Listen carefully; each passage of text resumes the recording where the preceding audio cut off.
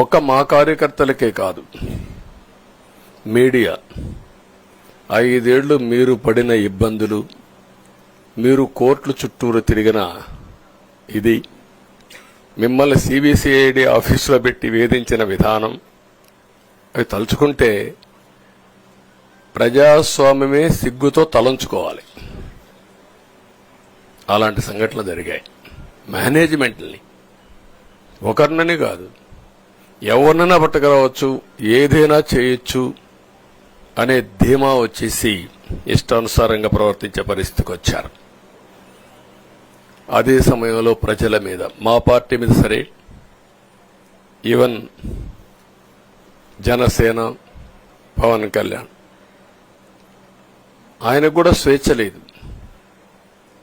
ఎక్కడైనా సరే విశాఖపట్నానికి వెళితే ఉన్న పళంగా విశాఖపట్నం నుంచి వెకేట్ చేయాలని తిరిగి, అంటే నగర బహిష్కరణ, ఒక నాయకుడిని నగర బహిష్కరణ చేస్తే కారణం చెప్పకుండా ఇంకా వేరే వాళ్ళ కథ ఏముంటుందో మనం ఆలోచించుకోవాల్సిన అవసరం ఉంది.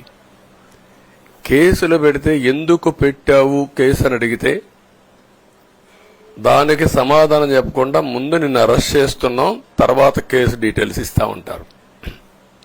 ఇలాంటి చాలా జరిగాయి.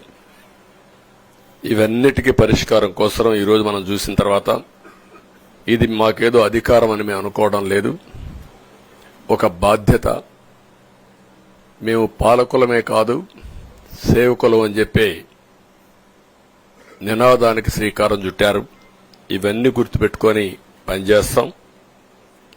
నేను చాలా స్పష్టంగా సూపర్ 6 ఇచ్చాం. అదే మాదిరిగా ప్రజాగళం ఎన్నికల మేనిఫెస్టో ఇచ్చాం. ఇవన్నీ కూడా ప్రజల్లోకి బాగా వెళ్ళాయి. ఒక హోప్ క్రియేట్ అయింది. ఇవన్నిటి ఫలితాలే నిన్న వచ్చాయి. అదే మాదిరిగా మేము ఇక్కడ మీరు చూస్తే, ఒక పక్క తెలుగుదేశం పార్టీ మొట్టమొదటిసారిగా పవన్ కళ్యాణ్ గారు ప్రభుత్వ వ్యతిరేక ఓటు చేరడానికి వీలు లేదు, ఈ రాష్ట్రంలో మళ్ళా ప్రజాస్వామ్యాన్ని గాని ఈ రాష్ట్రాన్ని కాపాడుకోవాల్సిన బాధ్యత ఉందని చెప్పి ముందుకొచ్చి ఈ యొక్క కూటమికి బీజం వేశారు.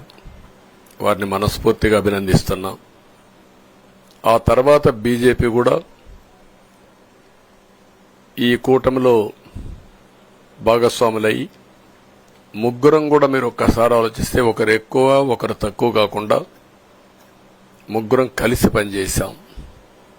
బేషిజాలు ఎక్కడా లేకుండా మేము ఏదైతే చెప్పామో, ప్రజలు గెలవాలి, రాష్ట్రం నిలబడాలి, దీనికోసం Like and subscribe Eagle Media Works.